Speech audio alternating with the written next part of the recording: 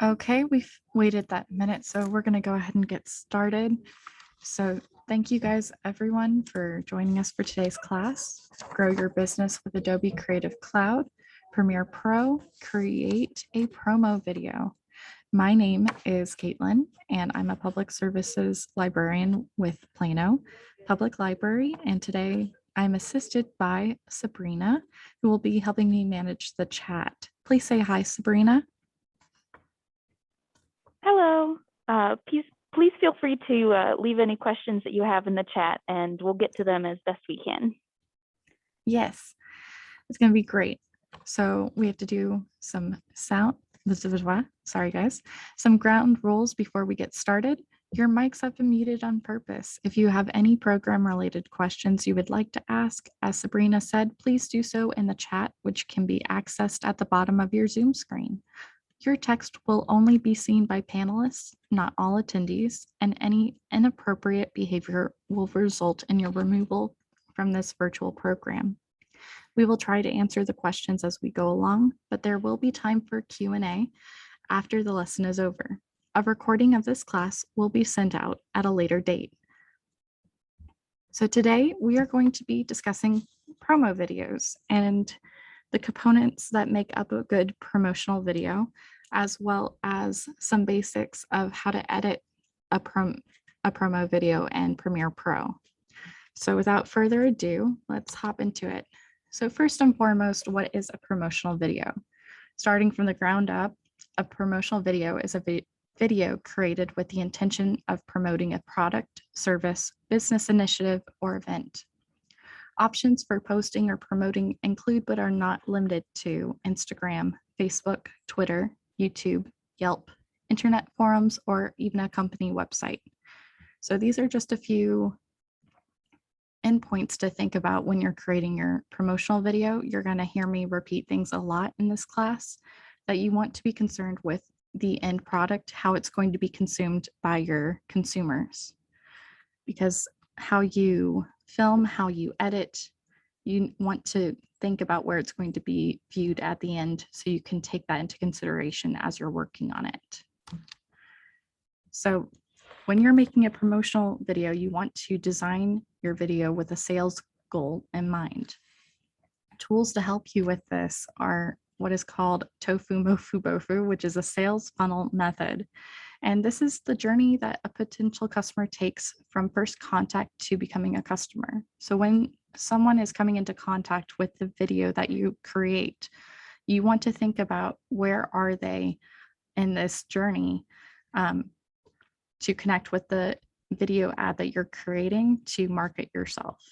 So the top of the funnel for Tofu, that's helping you build brand awareness about what is the problem you are addressing, what is your product type, how are you introducing this product to your consumer to get them further down your funnel.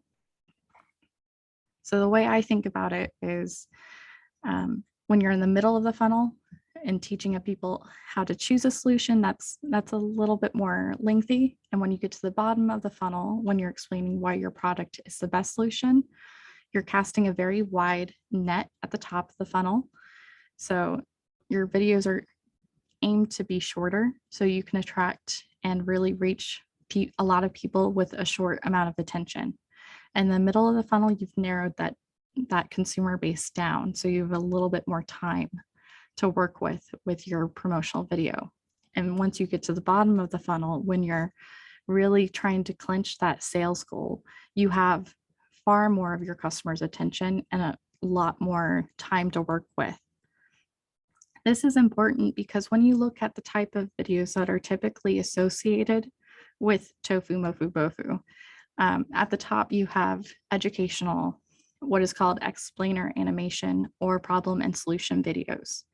So videos that fit that top of the funnel criteria, you have to think like Instagram demos. When you're scrolling your Instagram feed, you have 30-second videos that just attract your viewers' attention, makes them stop scrolling. Or you're identifying a problem and solution. So think the Bounty Quicker Picker Upper videos that you see on TV. There's very clearly a dramatic problem of like a spill, and then you have a solution to wipe it up. And that all in truth is typically like a 20-second video. And it's also very educational about your product type. Now, once you, again, you have that good introduction, you can move into the middle, your MOFU. It's so much fun to say, guys. Tofu, MOFU, BOFU. Say that 3 times fast. It just puts a smile on your face. The middle of your funnel, that's again where you have a little bit more time. You can do a greater product overview or even a tutorial. And videos that come to mind when you think of that middle funnel are like a product launch video for like an iPhone, or even car ads that you see. They're very slow motion. They're going very in depth on all the features. Any kind of technology launching, any kind of technology video is what I would consider a middle of the funnel overview, because you have more time. You're really attracting your viewers' attention. And tutorials in this fit this mold too, because you have them interested enough to be like, teach me something that I need to know. And you can do that with your product. Swiffer does that with how to best use a Swiffer for different kinds of messes. And once you get to the bottom of that funnel with your user base, your customer base, you can really have a longer video overview for demos, for webinars, for customer testimonials. So anything medical based is at the bottom of the funnel, because generally you have a lot of customer testimonials. You have a lot of why is this product the best solution for the problem. Are there any questions about this, about designing videos with a sales goal in mind? Not yet. Cool. We can come back to this though at any time. It really does impact the entirety of your video editing process. So it's something I will definitely refer back to. So I like checklists. So when you're creating a promo video, as I said earlier, it's important to focus on a single goal or problem.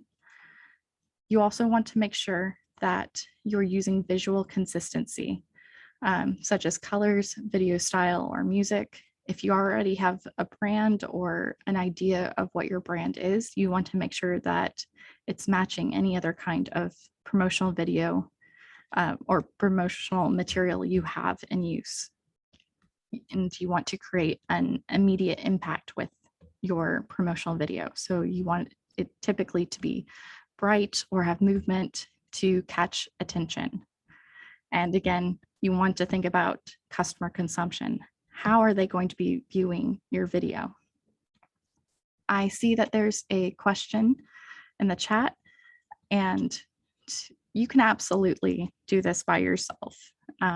This is not something that has to be super high end or have a lot of, with an iPhone, yes, you can absolutely do this with an iPhone. Today's video that I'm going to be editing was actually filmed with an iPad. So you can definitely use your own technology that you have at home and what you have on hand. That's actually what inspired me for this class. Is we've been doing a lot of videos here at the library, and this is something you can do either by using your own supplies at home. You can definitely use homemade products to help with whatever video you're trying to create. And you can use your library resources to help you do that.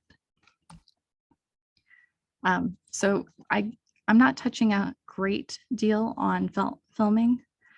In this class, I'm really focused on the editing, but I did want to make sure that I covered some basic needs for filming. So as you can see here in the photo, this is actually me filming story time on an iPad. You want to think about where your material is going to be viewed. I just said that. I'm going to say it a few more times. If it's going to be on YouTube, an internet forum, on Instagram, etc., it's going to impact how you film. If you're going to film in a horizontal view, that's typically what I consider a website view, or if it's going to be vertical, which is usually a mobile view. because anything you film one way or the other, yes, you can edit it to fit the viewing needs.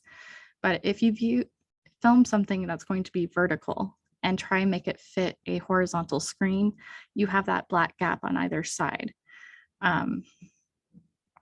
Now that's a little bit easier now because Premiere has great export options, which means that when you insert a video onto a website view, you don't have that huge gap. But if you're filming something vertically and you're putting it on YouTube, you want to think about how that's going to be consumed. YouTube ads, by the way, typically they try and have a grab point in that first 5 seconds. So you want to make sure that if you're going to post something on YouTube, you have that grab in that first immediate 5 seconds. And also you want to make sure your video resolution, I recommend nothing less than 1080p, just because anything quality-wise that's going to have less is going to look very dated and the quality won't be there and people will typically just scroll right past it. Now you can check that on your phone. Most iPhones that are produced, I would say within the last 2 to 4 years, will have a resolution of 1080p. And if you're doing it at home, I would definitely recommend having at least a tripod as depicted here on my slide, just because you won't have as much movement. You can leave it there. You can have,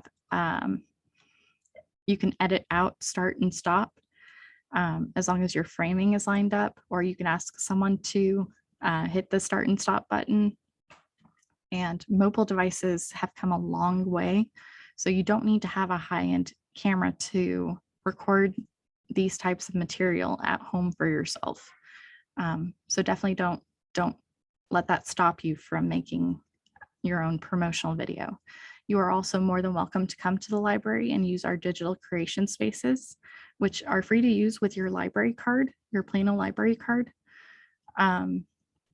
Because we have microphones, we have tripods, we have lighting kits, everything you could need to help you record these types of projects. And we have skilled staff who can also assist you if you have any questions. We also have Adobe software accessible at all 5 locations. So if you need some place to edit and don't have access to Premiere Pro at home, you are welcome to come here as well to apply what we're talking about today. Just some basic editing promotional material. Key features I wanted to get into before we get into the step-by-step is try and use dynamic text. Whenever I say dynamic text, you want to have something that really grabs the attention, that matches your logo and is unique. So any text you have on screen, you want it to be an attention grabber. You want it to have a purpose. Secondly, use music effectively. If you're going to have background music, make sure, one, that it's not going to infringe copyright. And also in Premiere Pro, you can have fun transitional features that let you raise or lower the music. So don't just stick music in there to have music. Add a fade in, add something that adds to the experience that you're creating in your promotional video. And even though this is a promotional video and it is an advertisement, the goal is to make it not look like an ad. You want this to be an experience. You want to introduce your consumer to your product in a way that is inviting, informational, and grabs their attention. So our goal is to make it not seem like it's an advertisement, but just an invitation to learn more. Okay, so with that part kind of over, we're going to hop into our Premiere Pro portion of today's class. But are there any questions about anything I've mentioned so far?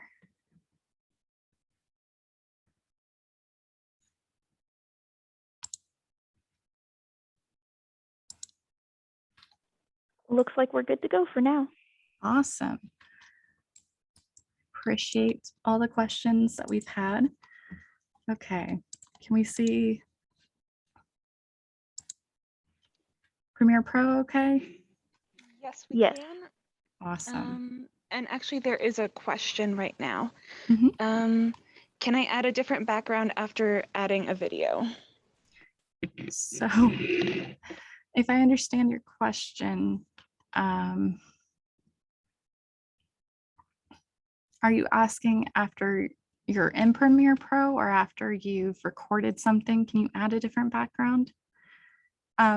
Because if that's the case, I would recommend to use a green screen if you're wanting to record something but have something different behind you. And that is something you can definitely do. And I would highly recommend booking a session in the digital creation space. We have a 3D wall, or actually a portable 3D background you can use to insert that different background. That would be a different class. I'm not going to get into that necessarily today, but that's a great question. And that's definitely a resource we can help you with. Any other? Perfect. Yes, that was their question. And how do you ensure that we don't have background noise when recording? So that's always tricky. I would highly recommend, if you're able to use a shotgun mic. And there are mobile options for that. Or you're welcome to go to the PAR digital creation space, which does have a little bit of soundproofing, as well as a sound booth if you're just looking for audio. The best way is going to be to try and have good equipment for the audio if possible. You can make do with just a phone mic, but you have to think about the distance that you're filming at, because if you're filming something far away, you're not going to get great audio quality without that extension to assist you. There's also a tool you can use even if you do get background noise. I'm not covering how to use Audition, but Audition is another Adobe Creative Cloud product that can help you find a clean clip of sound in your recording and apply that to the rest of your video. I hope that helps. I think that does, yes. And do you need to reserve the equipment in the digital creation spaces? So when you're in the DCS, you reserve it for a 2-hour session, and then you actually check out to borrow the equipment for the duration of your appointment in the DCS. So if you wanted to borrow a USB mic for audio recording, then you could actually, when you check in, say, and I would like to use this mic and this camera, and a staff member will make sure it's out and available for you to use. That's a great question. I love talking about the DCS. It's a great resource, and y'all should definitely make use of it. Okay, if there aren't any more questions, I'm gonna kind of hop into our project for today. Okay, so first and foremost, when you're in Premiere, we need to start a new project. And when you have this screen pop up, you have a name for your project. So I'm just going to call this promo, great if I could spell, example. And then you want to think about where you're saving it. I created a folder for our promo video class. Select folder. In general, this is going to be clean settings, because Adobe Premiere Pro is a timeline-based editing software. So having the time codes displayed is very useful. So I'm just going to go ahead and click OK. And we're going to give it a moment to load. Here is our workspace. And just a brief overview of what everything is. So over here in the left-hand corner is our effects control. So up here, effects control, but it also includes things like Lumetri scopes and identifies source, monitor, or audio clip mixer. We're primarily going to focus on the effect controls for this project. And over here is our program monitor, which is where we can view our sequence and our project in process. And underneath that, for this timeline area, is our timeline. It's our primary editing location where we can view and edit the entirety of audio visual elements. And next to that is our tools panel. So this ribbon here between the timeline and the project. And this includes our direct selection tool, our track select forward, our ripple edit tool, razor tool, slip tool, pen, hand, and our type tool. And next to it, we have our project. So this is where we're going to import all of our projects material, so our videos. And I recorded some example footage for today's class. So we are going to work with what I have here. So I'm going to drop a few files. You can drag and drop, or you can actually click a load import button to load in everything. So as you can see, now I actually have material to work with. I've got video elements, graphic elements, and some music. So this is very important because we want to identify how many elements are in the project, and we want to think about the order that we're going to complete our edits. This is because I am a huge proponent of working as efficiently as possible in Premiere Pro so that we're not having to repeat a bunch of the same elements.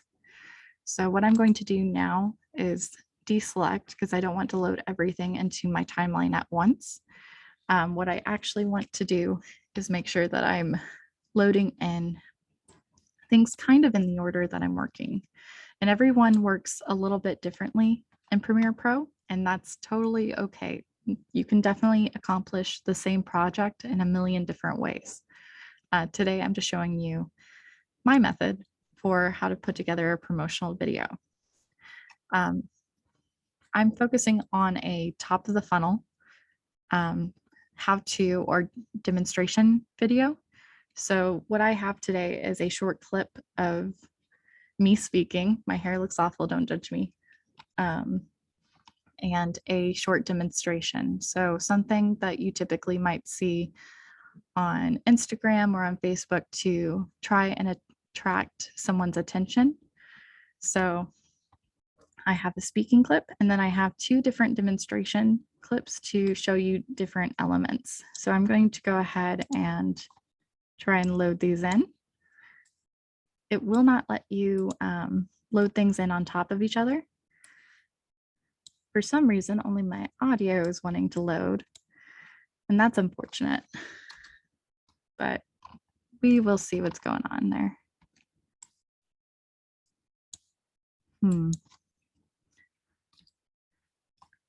This is actually great because it shows you when things don't go to plan. Try again.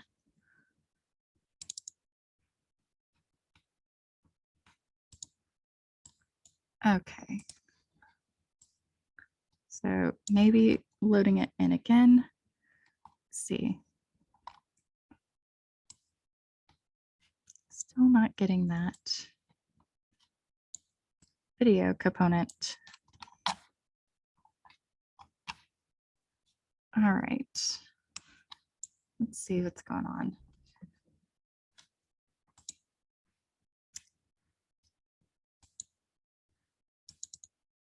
So it definitely loads there, which is good. It's just unfortunate that the entirety of the project is not loading into my timeline. Sorry guys, I don't know why that's not going to plan. I wonder if I delete that, if it'll drop in. No, okay, it's just being a jerk. That's really unfortunate. And now that's not loading. I am going to exit out of this and restart the program. Sometimes when in doubt, do a quick just restart the program and go from there. So I'm gonna restart it and see what's going on. Again, my apologies, everyone.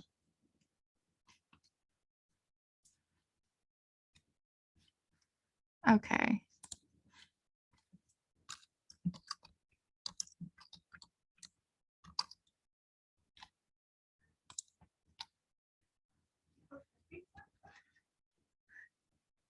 Okay, and maybe if I load things in individually.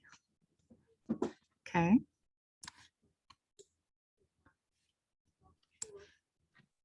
Caitlin, we have another question. Yeah, go for it. Is this software available via purchase, trial, or free via Plano library? Do you advise just having this software downloaded on one's personal media, i.e. computer or iPad? So what I'm working in is Adobe Premiere Pro. You can definitely download a free trial of it through the Adobe website. It is something that I would actually recommend using on a computer. There is a version of Premiere Pro called Rush that is mobile friendly. However, my experience with the mobile editing, it's harder to do than it is on a computer. All the tools and everything. For me, I just get a little lost whenever I'm on the iPad versus when I can see everything on the large screen. Okay, excellent. Everything's there. It just took it a moment to load this time. I can work with that. I'm very curious as to why it's running as slowly as it is, but that's okay. Again, I can work with that. I'd much rather have everything in here run a little slow than not at all. So as you can see, everything here is loaded in. Okay. Good. All right. Yeah, it's lagging a little bit for me, guys. I'm sorry. So down here with the mouse, what I'm trying to do is zoom in closer so I can see more of the clip, so that then I can adjust this guy right here up to see more of my audio quality. Just because I want to discuss the importance of trying to complete multiple edits at the start, rather than do one thing and have to backtrack and do it to each clip. So what I mean by that is, if for this first speaking clip, if I were to make a cut and then I decided, oh, I really need to adjust the Lumetri color here, because as you can see, I have a very gray background on the screen. If I don't fix that before I clip everything, I'm going to have to do it twice, which is not the end of the world, but it's not the most efficient way of working. So at least I have everything visible here, but not necessarily running as fast as it should.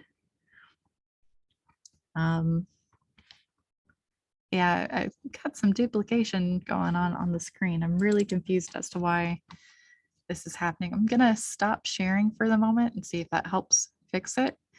It's just gonna be one moment. I really appreciate y'all's patience with us.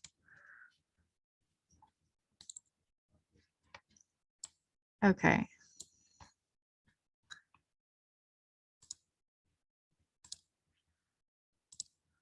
Okay, so I think I've gotten that weird ripple effect to fix, and things seem to be moving more in line with how I'm used to them working. So as you can see, I'm dragging that bottom kind of scroll bar, just so you can see how to adjust your timeline view in Premiere Pro. So I've got 3 different videos in this workspace right now. For my demonstration videos, so you'll notice that none of the preview video changes when you select something. You actually have to move the actual timeline of how the video plays, just like you would on a normal video, to see what's going on the screen for that moment. So when you move that, you can see the different clips and it's selected, but just selecting something will not move where that timeline is. So for my demonstration, I actually don't need the audio. So first and foremost, I'm going to highlight both parts of that, and I'm just going to go ahead and dump it. So what I did is hit the delete key, but if you just right clicked it, that option would appear as well. Next thing I'm going to do is create a little bit of space in my timeline between everything, just so I can kind of see everything a little bit more clearly. Now, as you can see, if I don't do that, if you click in between space of your video and just hit delete, deletes all that space rather than trying to drag it and match it up accordingly.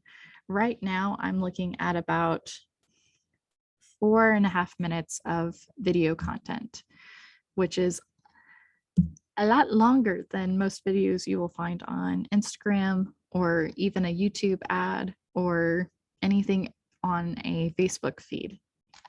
So our goal is to get this content ideally down to 45 seconds or just over a minute. And it may seem like, how do you condense? But it is extremely possible. And I'm hopefully going to show you how to in the remaining bit of our time. So very sorry about the technical difficulty, guys. You guys are asking great questions. Thank you, Anna, for relaying those to me. That is Anna, who's been forwarding some of your questions as well. Thank you, Anna, and thank you, Sabrina. Any other questions before we jump further into the project now that things are working? It seems we're good for the moment, but I'll let you know if we have any. Thank you, thank you. All right, so I have all my video elements in here, and I didn't add my graphic. So I have a Plano star I'm going to go ahead and import real quick. And I have some music as well that I just want to make sure is in our project file. And I also have end elements. So these are things that we use at the library for some of our teasers. If you follow us on Instagram or our Facebook page, you can see some of that type of material that we've put together to market our programs and everything. Today, I'm, as I said earlier, working on a how-to video. So I have at the start this speaking portion. And before we jump into anything further, I want to complete some edits so that when you go from this video into this video and the next, that it's consistent. That's a wonderful place to stop the video. So I'm going to start with Lumetri color. So Lumetri color is over here on this panel. And it helps you affect the white and black space or the exposure to make the video brighter, darker as necessary. So I typically like to start with my whites and darks, and I'm gonna bump that up to 3 and see what happens, and change that to -7. So it doesn't have too many noticeable changes. If you were just to click auto, you can see there's a huge difference. I don't personally like to use auto because, as you can see, it typically makes the video a lot darker. So I'm going to reset and put my suggestions back in for a little bit of bright, a little bit of dark. And what I'm actually going to do now is go up to my exposure, and I'm going to bump that up just 1. And you can see the background is a lot brighter. My skin tone looks more true to life because with that going back to 0, it looks very dull. It does give me a slightly warmer complexion, but it's not true to life. your video, you do want to make sure that you're helping your product, helping your spokesperson look as true to life as possible, to create an authentic experience for your customer. If something looks clearly just not realistic, it can be a turnoff for viewers.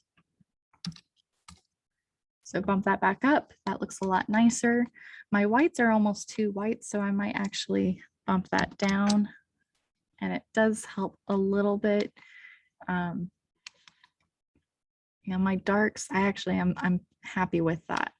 Now, if you had a recording that had a lot of orange from lighting, if you had a warm tone lamp nearby, or if something was cool lighting, if you filmed where there was a lot of blue, you could fix that with this temperature option in your Lumetri panel here. So as you can see, if I shift one way or another, it pulls an orange or blue. And really, if you have blue, you want to add more orange. If you have more orange, you want to add in a little bit of blue until you find that happy medium. So I was very lucky with my filming location, and I didn't have too much of an issue with that. Now here in the tent for green and purple, it also does have a purpose. If you have too much orange or too much of a red background, adding a little bit of green can help offset that. So these are just fun things to play with. It does take practice to find out what setting works best for where you're filming. If you do end up using a green screen, I would highly recommend that you play with your temperature, because you're going to want to edit out how that light reflection affects whatever you're filming. Because I guarantee you, if you're filming someone speaking in front of a green screen, if they're light complexioned like me, that green is definitely going to feed off onto them a little bit. Okay, so that's Lumetri color. It's really nice because when you scroll through, compare, you can see the difference already. So much brighter, a little dull now, actually. Another thing you want to do at the start before you cut, clip, work on audio, anything, is think about your framing. And these guides here on your preview screen, your program view, it's very important to think about the space around your presenter. So this view is what I would call a universal view. It could be viewed very easily on a website or on a mobile device. So I want to think about how everything is lined up. So I am just off center, and I have what I would say is a good amount of space above my head, but we could actually zoom in. So that is something you accomplished over here in the effect controls. When you have that selected, it changes to video effect controls. If I select the audio, that changes to audio effect controls, and we'll be working with both. So up here, we're going to first kind of focus on this motion. So I'm going to start with scale, and I don't want to create any keyframes, which is what these kind of stopwatch icons do. Those create keyframes on your timeline, and we'll use that to greater effect as we go on. So I'm just going to use my keyboard, and I'm going to zoom in until I find a happy medium. What I want is kind of the top of my head to line up with that second line, but I don't necessarily want to cut off my hands because I do make hand gestures. So you can scroll through and see, can you still see everything? And are you happy with how that looks? So that doesn't bother me, but I am off-centered and it's very noticeable. So what I'm going to do now is adjust the position. I don't want to adjust that in the middle of the clip, however. All the changes I'm making, I want to make sure I'm at that 0, 0 at the very start, because that way I don't have to worry about it changing midway through the clip. So the left, I'm going to scroll up, and by going down, you're moving that entire video over until you're lined up where you want Now, if you needed to adjust the up and down space, that's what the right hand option does. And that's why I zoomed in first, is so that I had ample space within that screen to make that work. And if you didn't like any edits or changes you did, you can reset the parameter. But I do want to be centered, so I'm gonna line up till I'm happier with that. And there we go.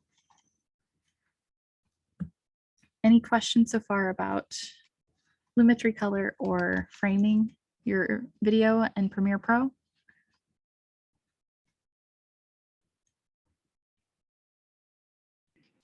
None so far. You're doing great. Thanks. Okay, so we have our Lumetri colors, we have our framing, and managing excess space. So the only other thing I would mention within this effect controls to be aware of is just, I mean, for the start, if you have anything that is ever filmed upside down, fun example of that is actually this clip, second clip here. So this is an upside down version of my demonstration. So if you filmed behind someone and you're like, I actually don't want the view to be like that, don't worry. It's not the end all be all.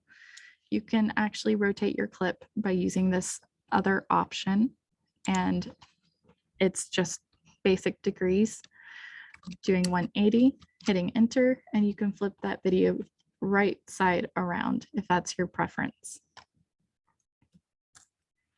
The other edit I would mention at the start before we get into the audio is just kind of going over some of these other features real quick. So you can do time remapping. We're going to use that later. And you do have more Lumetri color editing options here. This is really great if you ever have a clip where you're outside and there's just a change in lighting. This can help you keyframe in those basic color changes needed. I don't have anything like that today, but it is a nice feature to be aware of. Okay, now for audio, this is where I'm going to zoom in so we can see this clip a little bit easier, and I'm going to make this a little bit easier to view. Over here on the right of your timeline, you have a decibel count. So basically, as you go through the timeline, you can see how loud someone is speaking. It's not very loud. This is with a shotgun mic assistance, and it's still barely making a blip. There's slight spikes where it is louder, but it's not consistent. So at the start, I think I mentioned I prefer doing major audio edits in the Audition software. That's where you can get much cleaner audio effects, but basic tools you can use without having to get into that, if you don't have to worry about background noise or anything like that, is selecting your audio.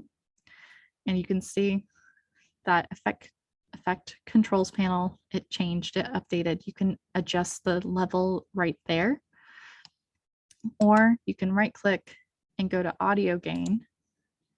And we're going to adjust the gain by, I'm going to say about 20, because if I'm thinking about my output, I'm creating a short video, it's going to be consumed most likely on a mobile device, and they may or may not have headphones. So I want this to be loud. I want this to be heard. So I'm going to hit OK, and you can see this is actually much easier to view. If we scroll through and kind of watch that, I'm peaking around 12. It's inconsistent because I was purposely inconsistent for this recording, but you get the idea. You can play with the gain and adjust as much as necessary. So what I did for this recording, and you can't hear me speaking, is introduced myself at a fairly normal tone, and then I tried to speak louder and include elements such as clapping. And then I was softer voiced again. So that at the start is consistent edits that I would make. And then once you select your video and you've completed all the edits, before you clip, you can actually right click and copy, and scrolling down your timeline and selecting your next video, you can actually paste attributes. And it will pop up and say, what attributes do you want? What I am actually concerned with is my Lumetri color effects. So we're going to hit OK. We're going to go over to the timeline, and you can see that it's already much brighter. We may have to adjust a little bit for the whites, but that's much easier than having to redo those same edits every single time. Paste attributes, Lumetri color, OK. Now, if you have multiple speaking clips and it's positioned the same way and you have multiple clips, or if you are like, I already know I need to cut something out in the middle of this, which you would do with this razor tool here, and you didn't do those edits at the start, that is a quick way of applying everything consistently, so that you don't have weird moments in the middle of your video where different attributes were applied inconsistently. Okay, so the next thing I would like to talk about, because we are going to run up on time here soon, I'm trying to get as much of this as I can for y'all, is actually, I'm going to go ahead and scale this real quick. So it's a lot of rinse repeat. So I'm going to zoom in here so we get a good focal of our demonstration. And we could probably zoom in a little bit more. And we're going to change our position to adjust that. And then we're going to just make that a little bit nicer, even white space around it. And we're not going to concern so much with supplies in my hands. There we go. I like that. We're going to cut down some things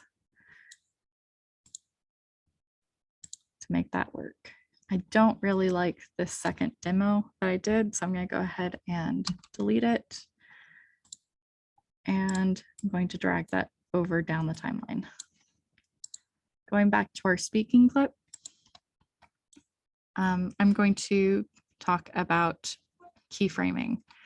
So if you ever have moments where you need to zoom in on an element, or you have moments in your audio that are excessive, keyframing is how you can manage and make minute edits without affecting large portions of your recording. So for instance, for the clapping here, going to move my timeline over to those high audio peaks, and I'm going to zoom in.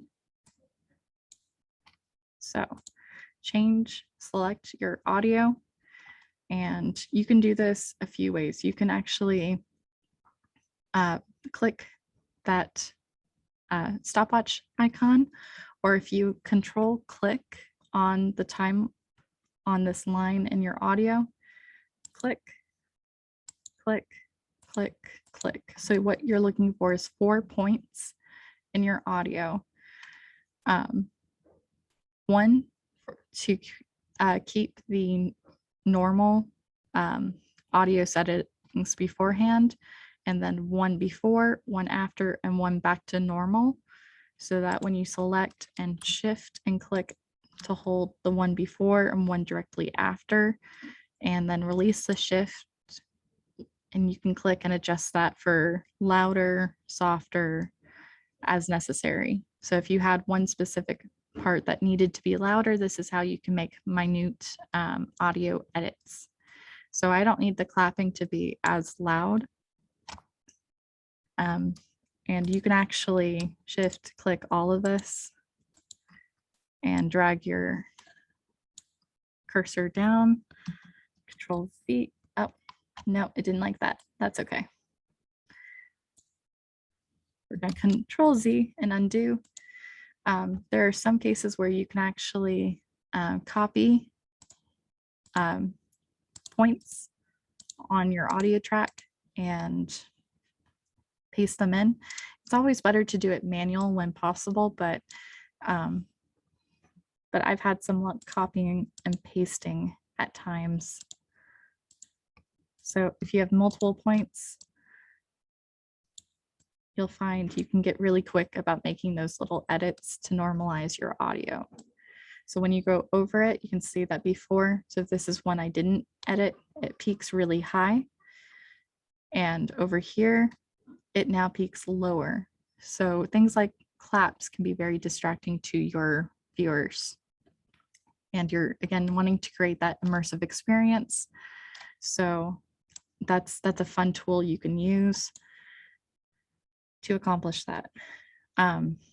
Now, editing. You can see at the start, I have moments where I'm not saying anything. So that's wasted space in the timeline, but it's a great place to get that noise print, that clean sound when possible, to edit out any background noise if you have it in your recording. So shift and click, you can either sync your two files together, which I highly recommend.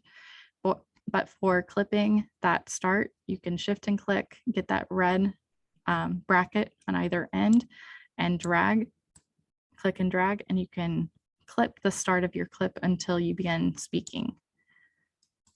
And then just click beforehand and delete to get it at the starting point again.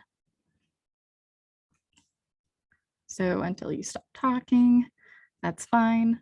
We're going to clip a little bit at the end. So click the opposite way, click and drag.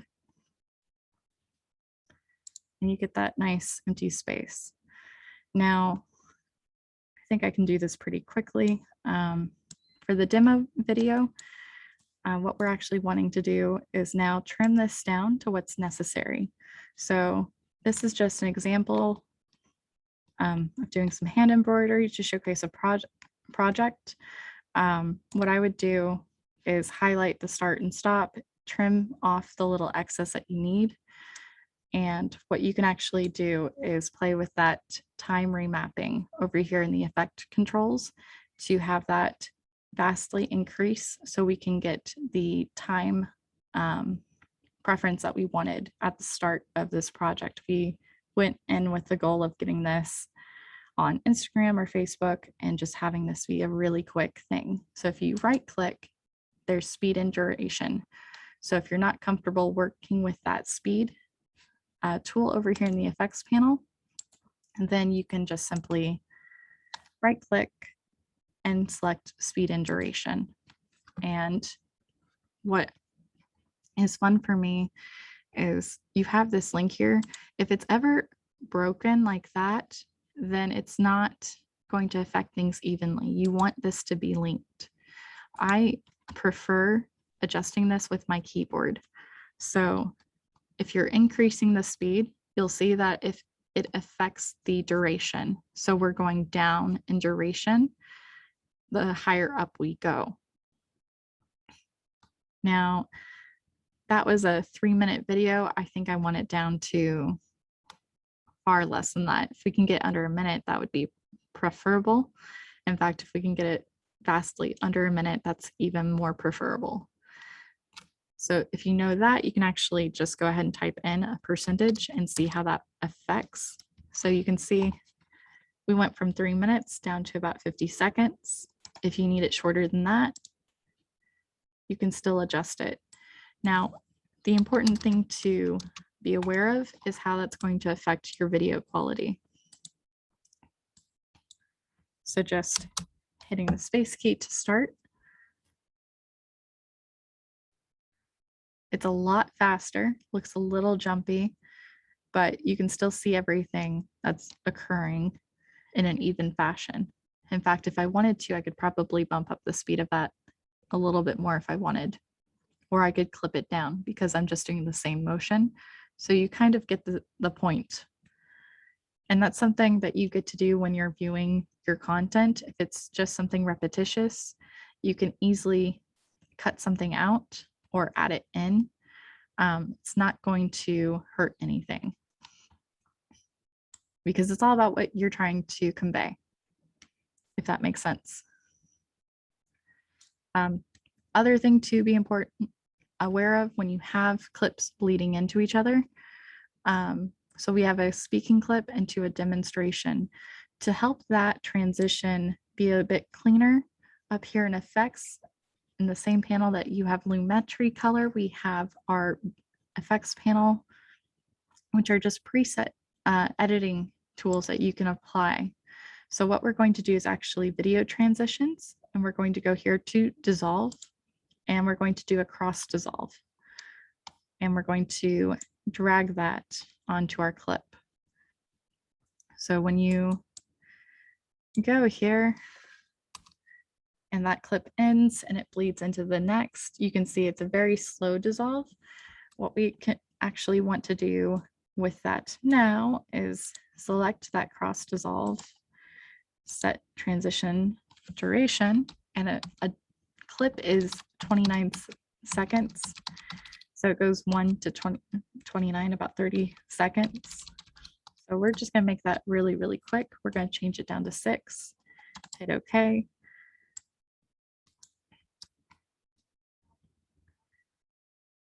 And that's a much faster transition now.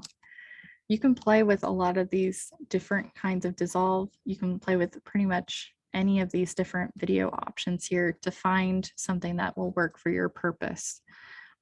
Cross dissolve just tends to be a really good basic tool to use. Adjusting the framing for what you need is very easy to do. So when in doubt, just use the cross dissolve tool in between clips. It makes it less jarring if you're going from a completely different clip to something new. Now I have this empty audio space here. So I do want to display adding in music. So I'm actually, what I'm doing with that music is I'm not putting it next to the audio. I'm running it under the audio, and I'm just shy of my total recording. You can clip that down, and something that I am fond of is adding in this audio effect. And we are doing a, it's not a transition. Where is it?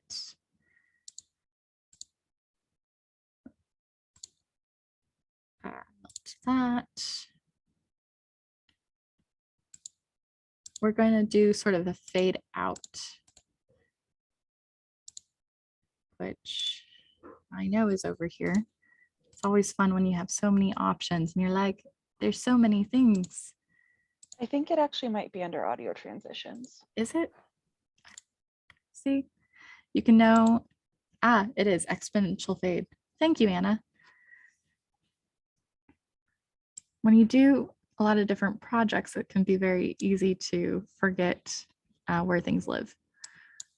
But that's why you have friends who can help you. Okay, so I'm going to try and apply that one more time. Maybe it's there and I just don't see it.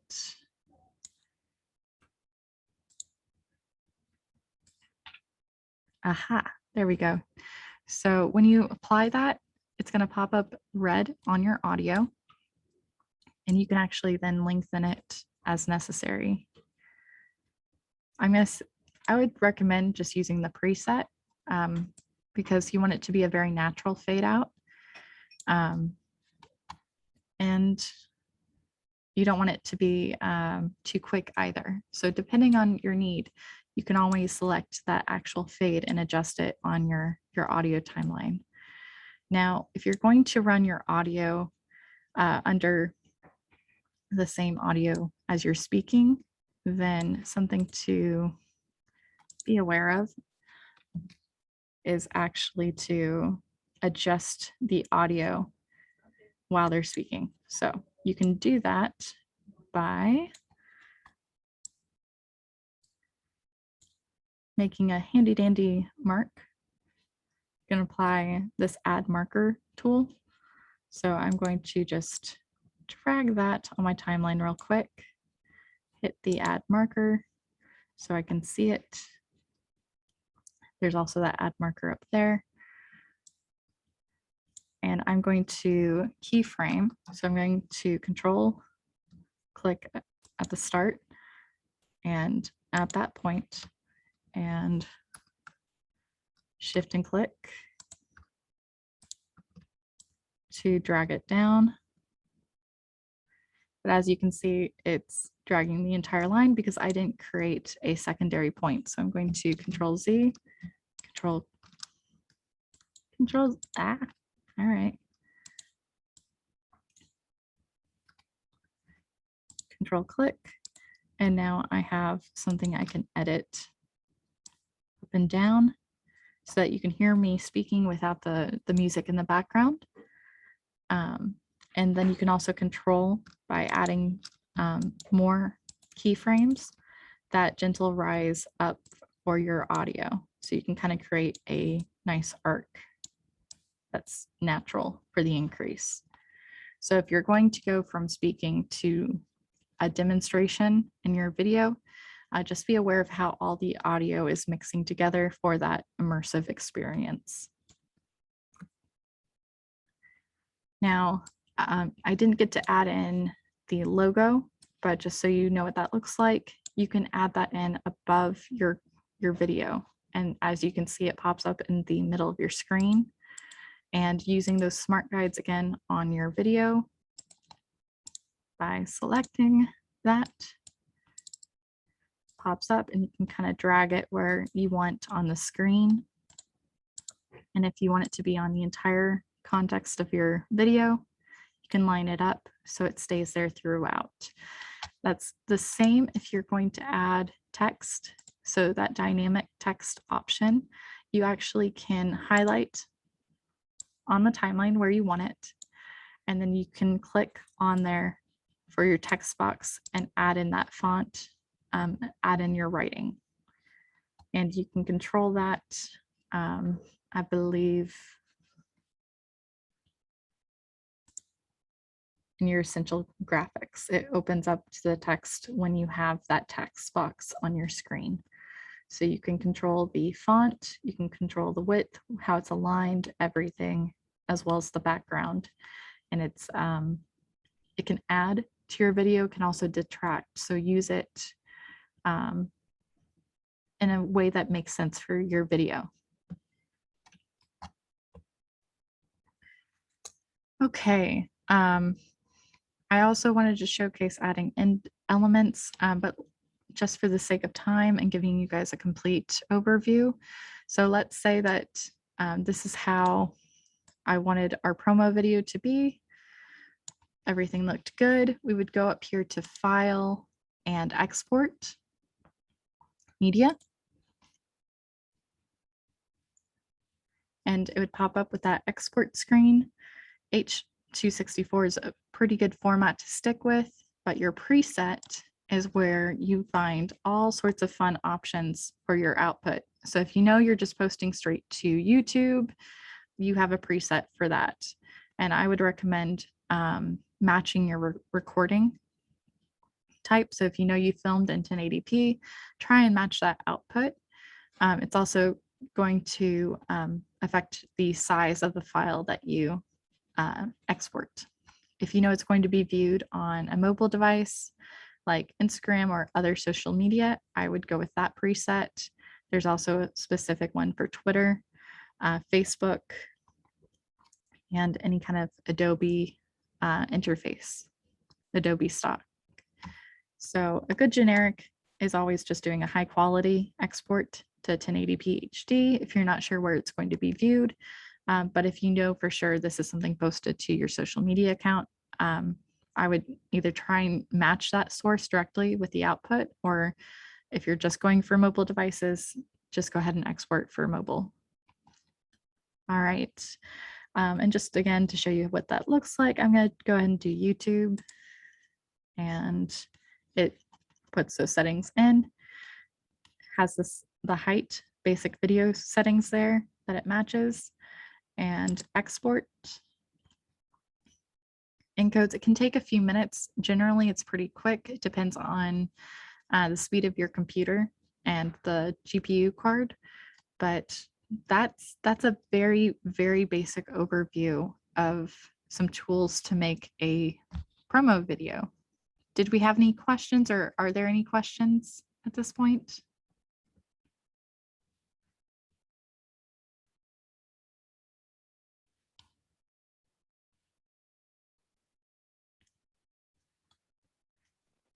Thanks for putting up with our technical difficulties earlier and your great questions.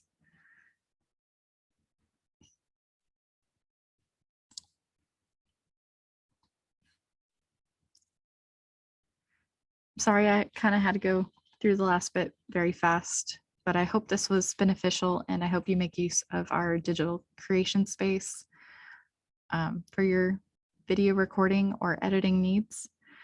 I can switch back to my PowerPoint where I have some additional resources. We have wonderful, wonderful access to LinkedIn Learning, which if you want to learn more about Premiere Pro or filming on mobile devices, that is a resource you can access for instructor-based resources. These are videos I've actually watched myself. So social media video for business and marketing is a great course. There's also specific ones for mobile recording. It's Mobile Photography Weekly, I believe. I don't have it listed here, but that is available for free with your library card. And if you're just interested in some different demo videos to kind of get the juices flowing, to think about what you want to record, this article by Meg Prater is a great resource just as an overview for things to consider when you're filming and editing your promotional video.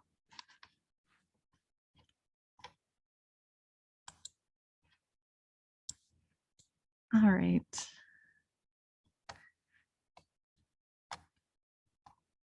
I hope everyone got something out of this class. Y'all are great. This class has been recorded and it will be available on our YouTube channel at a later date.